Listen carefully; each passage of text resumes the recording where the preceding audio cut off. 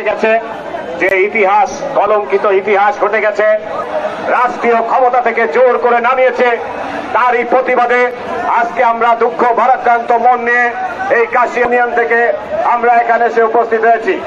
ভাইরা আমার, যে এসেছে, যারা লাঠি সোটা নিয়ে এসেছেন, লাঠিগুলো নামিয়ে ফেলতে হবে, অস্ত্রগুলো নামিয়ে ফেলতে হবে। যারা অস্ত্রপাতি বা কিছু এনেছেন তাদের কাছে অনুরোধ, এটা আমাদের একটি শান্তিপূর্ণ সমাবেশ। আজকেও যারা নিজের খাওয়া খেয়ে